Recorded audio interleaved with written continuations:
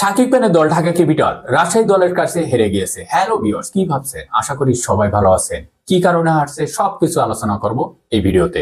দেখেন, শাকিব খান যেহেতু খেলা জগতে নতুন, এই প্রথম খেলার সাথে যুক্ত হলে প্রথমে ভুল হওয়াটাই স্বাভাবিক। হ্যালো ভিউয়ার্স, ভিতরে অনেক কিছু ভুল ছিল।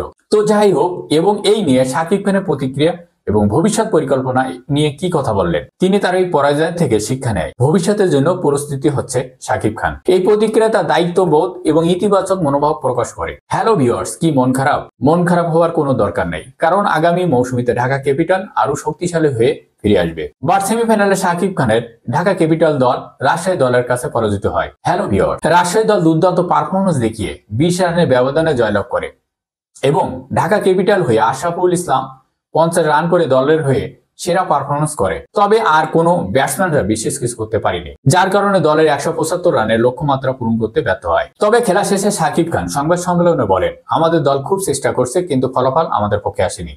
এটা খেলার একটি অংশ।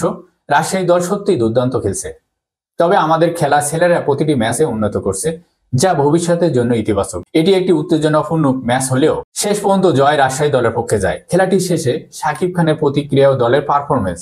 ম্যাচ শেষে শাকিব খানের তার হতাশা ব্যক্ত করলেও দলের প্রতি তার অটুট বিশ্বাস এবং তার ভবিষ্যৎ এবং তার ভক্তরা আশা করছেন আগামী মৌসুমীতে ঢাকা ক্যাপিটাল আরো শক্তিশালী হয়ে ফিরে আসবে এবং শাকিব খান তার ক্রিকেট পরিকল্পনার মাধ্যমে খেলাধুলা অগ্রগতিকে আরো গুরুত্বপূর্ণ ভূমিকা রাখবেন। সর্বশেষ আপডেট পেতে আমাদের সঙ্গে থাকুন। ওভারঅল ভিডিওটা ছিল পর্যন্ত। ভালো থাকবেন, সুস্থ থাকবেন। আল্লাহ হাফেজ।